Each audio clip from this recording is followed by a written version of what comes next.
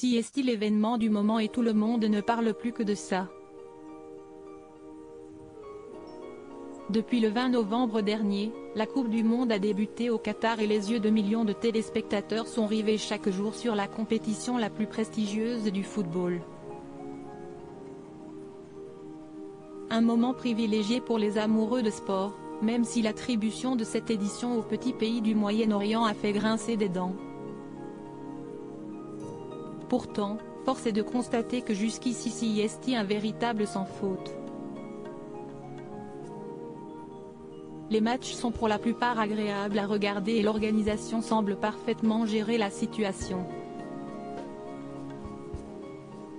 De quoi rassurer les personnes inquiètes de voir un événement planétaire comme celui-ci confié à un pays de 2,5 millions d'habitants. Pour ne rien gâcher, les Bleus de Didier Deschamps réussissent un début de tournoi remarquable et ce n'est pas la défaite de mercredi qui va y changer quelque chose. Si le football reste le sport le plus populaire de la planète à travers le monde, sa consommation a évolué avec le temps.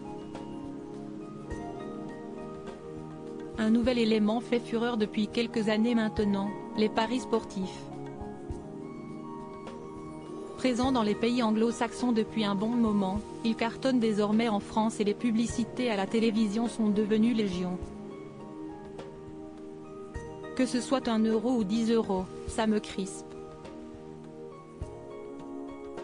Il y a trop de surprises depuis le début de cette Coupe du Monde, un phénomène auquel s'est intéressée l'émission de Yann Barthès Quotidien, avec un sujet sur cette pratique. À la fin du reportage, le journaliste précise qu'il y a des risques de développer une addiction au pari, avant qu'Estelle Denis, présente sur le plateau, ne prenne la parole d'elle-même. Oui, je suis en perte, lâche-t-elle, avant d'interpeller l'animateur, ne me posez pas la question, oui je suis en perte.